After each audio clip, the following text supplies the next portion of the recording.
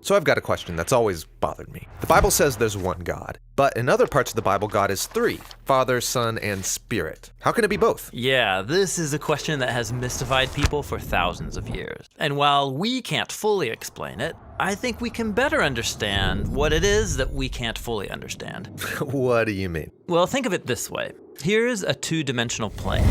And then here's an object with 3 dimensions that's going to pass through the 2D plane. Okay, right. From this perspective, the 3D object's above and below the plane. So now it makes sense, but imagine you were a 2D person stuck on the 2D plane. What would you see? I don't know. What would I see? Well, it would look like this. Oh, yeah, okay. From this perspective, it looks impossible. It's one object, and then 2 objects, and then 3. But in reality, they're all one, just not in a way you're capable of understanding.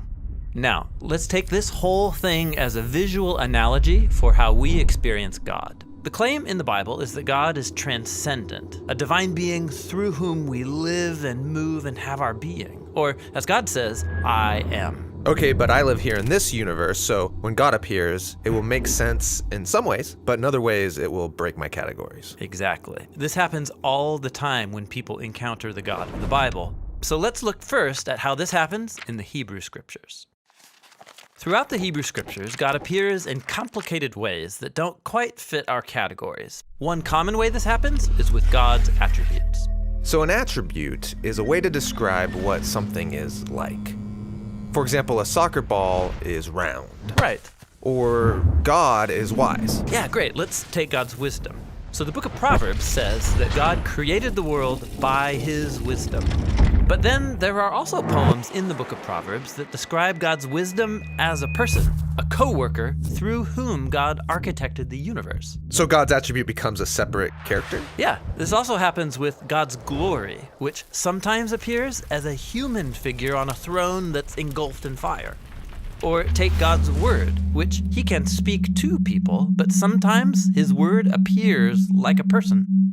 Wait, so God's attributes have become new little gods? No, the biblical authors believe there's only one all-powerful God. But they're comfortable talking about them as different characters. Yeah, this is part of the way that the biblical authors portray the one God's complex identity. They're God's attributes and also distinct from God. Distinct from God and also God. Yes. Once we learn to spot that way of talking about God's identity, you begin to see it all over the Scriptures. In fact, you find it in the first sentences of the Bible that mention the Spirit of God. So the opening line of the Bible is pretty familiar. In the beginning, God created. But then keep reading. Who is it that we see within creation hovering over the waters? The Spirit of God. Yeah, so the Spirit refers to God's personal presence and energy that we can interact with here within creation. And so the Bible can refer to God's Spirit as distinct from God. Distinct from God, and also God. It's God's Spirit. And while this sounds strange from our point of view, this complexity is what the biblical authors are trying to get us to see. So we've looked at God's attributes and God's Spirit. Now let's make our last stop exploring God's complex identity in the Hebrew Scriptures with a character called the Son of Man. So in the Bible, there's only one God that people are to worship, which makes this story in the book of Daniel really surprising. Daniel has a dream about a human figure called the Son of Man, which means a member of humanity. And Daniel dreams about this human getting elevated on a cloud, up and then higher up. Up into God's space. Yes, and then this human sits at the right hand of God's heavenly throne, and all humanity worships this human alongside God. A human where I expect to see God. Yeah, this human is a part of God's identity. This vision is about the climactic hope of the whole biblical story. God and humanity become one, so they can rule the world together as one. So the Son of Man is distinct from God and also God. Exactly.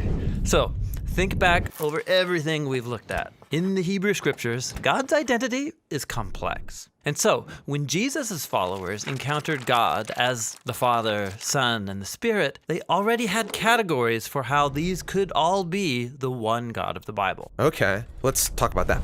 Okay, so in the New Testament, we're introduced to Jesus of Nazareth. And he's human, but way more.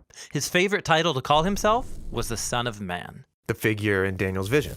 And the claim is that he is this complex God become human to unite other humans with God. Okay, so the Gospels portray Jesus as fully human. And also as Yahweh, the God of Israel. Jesus went around saying and doing things that only Yahweh can do, like forgiving people's sins or calming the chaotic waters. So they're saying Jesus is a human, distinct from God, and also God. Yeah, and that might sound crazy unless you've been reading the Hebrew scriptures, which prepared you for it. And then check this out. Jesus' first followers, the apostles, talked about his identity using the language of God's attributes. They called Jesus the glory of God, or the apostle Paul called Jesus the wisdom of God. Or John opens his gospel calling Jesus the Word of God through whom the world was created. And then he says the Word was with God and was God. Okay, I get what they're doing, and it hurts my brain. Totally. And if you want to spin your brain even more, consider this. Jesus, who's portrayed as God become human, would talk to God as a distinct person. And when he did, he called him Father. When Jesus talked about God, he wasn't referring to an abstract force or energy. He was talking about a personal being that you can relate to. There's a lot of personal images of God in the Bible: ruler, creator, judge. But Jesus consistently referred to God as my Father. Jesus experienced God as a source of infinite love. He said, "The Father has loved me since before the creation of the world." Apparently, Jesus knew the Father as an eternally others-centered, life-giving being. Right, like in the story about Jesus' baptism, when the Father says from heaven, "This is my Son whom I love." And then keep reading. In that story, the person who brings that message of love from the Father to the Son is the Spirit of God. So we've talked about God's Spirit. Here within creation, it's through the Spirit that we interact with the divine. Yeah, and the same was true for Jesus. Through the Spirit, he experienced the Father's love.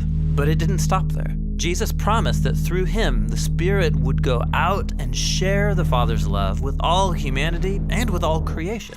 So it can look like these are three distinct gods, but in some way that transcends my view of reality, they're also one. Right. This is what later followers of Jesus called the Trinity. The Father, the Son, and the Spirit are the one God of the Bible. I could see how they got there. But this isn't just a philosophy puzzle. To describe God as a triunity is to claim that the universe is held together by an eternal community of love. Which is something that I can't really understand. But the God of the Bible isn't a being that you understand. The point is to know and be known by this God so that we can participate in his love.